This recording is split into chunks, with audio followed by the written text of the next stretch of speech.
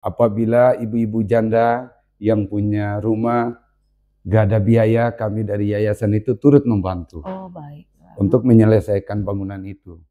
Kami memohon kepada para saudara-saudara kami atau pemerintah, tolong melihat kami yang ada di bawah kaki Gunung Botak yang sedang berjalan menjaga toleransi umat beragama.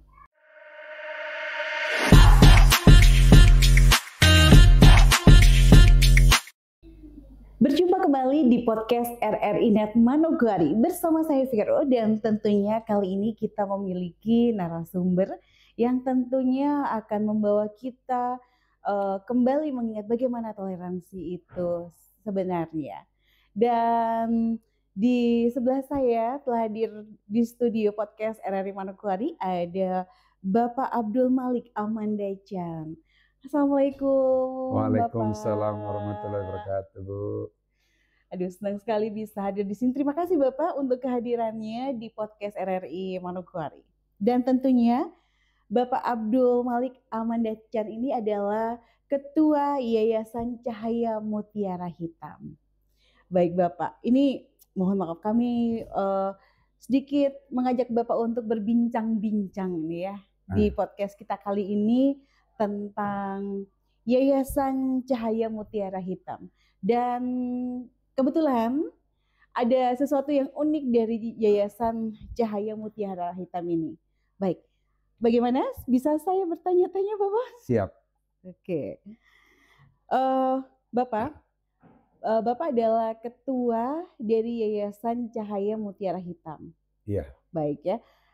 Kalau saya boleh tahu nih Bapak, kira-kira sejak kapan yayasan ini dibuat atau didirikan Bapak? Ya. Yayasan Cahaya Mutiara Hitam ini didirikan pada tahun 1910 kami berdiri. Alhamdulillah kami berjalan lagi. 2016 itu kami sudah mempunyai legalitas yang lengkap. Dan dari 2016 itu kami mulai berkibar, yaitu berdakwah bersama dengan saudara-saudara kami dari Nasrani.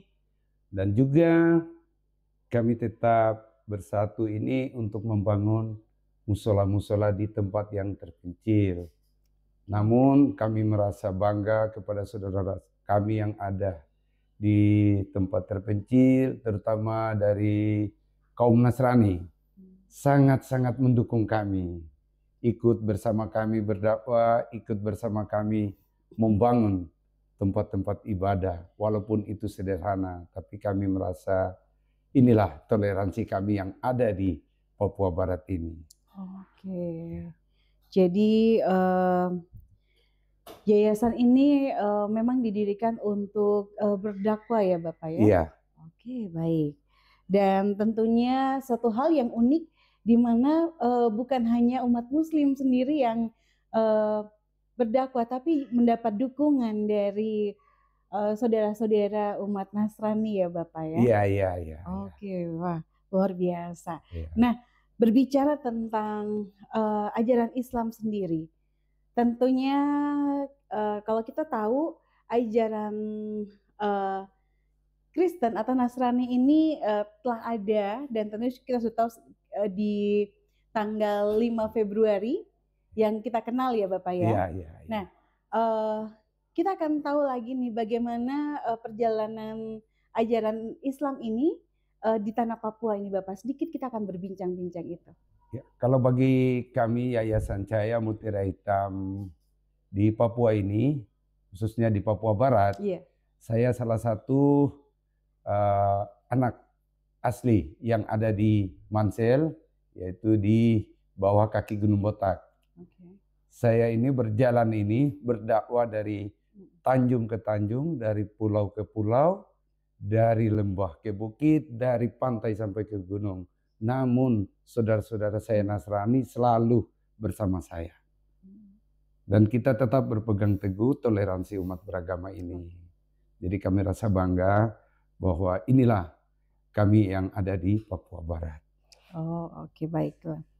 Nah, apa tujuannya? Kalau tadi kita sudah tahu ya Bapak, tujuannya memang untuk berdakwah saja kah? Atau mungkin ada hal-hal yang dimaksudkan oleh Yayasan Cahaya Mutiara Hitam ini seperti mungkin membuat satu wadah untuk anak-anak muda ataupun orang tua untuk bisa berorganisasi atau kayak gimana Bapak? Atau memang khusus untuk berdakwah saja? Tidak, kami di yayasan ini punya motivasi yang ada di dalam itu. Kami mengajar pendidikan, yaitu anak-anak mengaji.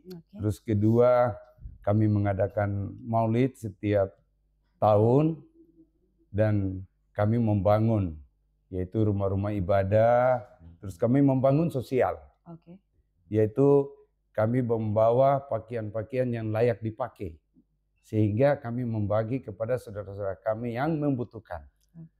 Yaitu salah satu kebakti sosial yang kami bangun, yaitu dari Yayasan Mutiara Hitam. Dan juga kami menunjukkan bahwa kami ada buat satu sanggar, yaitu sanggar tari yang menceritakan tentang sejarah daripada kami orang Papua yang menjaga toleransi umat beragama. Oke, berarti ini memang menjadi wadah bagaimana mendidik generasi selanjutnya ya Bapak betul, ya? Betul Ibu, betul sekali. Itu berarti salah satu kegiatan yang dilakukan oleh yayasan. Kira-kira ada kegiatan apa lagi nih Bapak yang dilakukan oleh Yayasan Cahaya Mutiara Hitam ini? Seperti pembangunan juga kami turun ke dalam. Apabila ibu-ibu janda yang punya rumah gak ada biaya, kami dari yayasan itu turut membantu. Baik. Untuk menyelesaikan bangunan itu. Baik, oke. Nah Pak, sebuah yayasan itu pasti mempunyai semboyan ya atau visi misi. Kira-kira apa yang menjadi semboyan atau visi misi dari Yayasan Cahaya Mutiara Hitam ini Pak? Ya, kalau visi kami yaitu kami adalah anak Papua yang melambangkan bahwa Pinang Kapur Siri. Dan kalau visi kami yaitu kami berdakwah, yaitu berzikir dan bersalawat. Itulah kami Yayasan Cahaya Mutiara Hitam. Oke, baik. Yayasan ini sudah lama didirikan ya Bapak ya, 2000 kembali 2016 ya? Ya, jadi pertama kami bangun menggunakan izin daripada MUI, yaitu 2010. Nanti setelah kami berjuang dan kami mendapat rezeki dari kementerian, sehingga kami membuat akta notaris di 2016 dan sekarang kami sudah berjalan sampai detik ini. Oke, berarti Yayasan Cahaya Mutiara Hitam ini berada di naungan, apakah berada di naungan Kementerian Agama atau kayak gimana nih Bapak? Ya, di bawah naungan Kementerian Agama juga. Ya. Kendala yang dihadapi pastinya setiap yayasan atau setiap kita pasti mempunyai kendala-kendala. Apa sih Pak kendala yang dihadapi yayasan hingga saat ini? Ya, kami dari Yayasan Mutiara Hitam berterus terang bahwa kami berdiri dengan diri sendiri. Kami belum mendapat bantuan atau dorongan dari sudut manapun. Saya sebagai ketua yayasan merasa bahwa ini negeriku, pada siapa aku mengadu. Namun aku tetap berdiri di kaki sendiri dan membuktikan bahwa kami anak Papua bisa di negeri sendiri. Oke, baiklah. Baik Bapak, yang terakhir adalah harapan yang mungkin ingin sekali Bapak sampaikan dari Yayasan Cahaya Mutiara Hitam ini. Ya, kalau bagi kami dari Yayasan Cahaya Mutiara Hitam ini mengharapkan bahwa marilah kita yang ada di Papua Barat tolong untuk menjaga toleransi umat beragama. Karena itulah tokoh utama untuk kami yang ada di Papua. Mari, semoga perdamaian selalu ada di kota ini. Itulah harapan kami. Dan kami memohon kepada para saudara-saudara kami atau pemerintah, tolong melihat kami yang ada di bawah kaki Gunung Botak yang sedang berjalan menjaga toleransi umat beragama. Itulah kami punya harapan. Tolong diperhatikan oleh pemerintah, provinsi maupun kabupaten. Oke sih. Gitu. Semoga harapannya bisa terwujud dan bagi siapapun yang menonton podcast kita di kali ini ya Bapak ya. Amin. Oke, baiklah, dan tentunya Bapak terima kasih untuk kehadirannya di podcast RRI Net Manokwari. Sukses selalu. Apa yang diharapkan bisa terwujud, dan tentunya yayasan ini akan terus eksis dan kita sama-sama menjaga toleransi di tanah Papua ini yang memang sangat terkenal dengan toleransinya. Amin. Oke, dan tentunya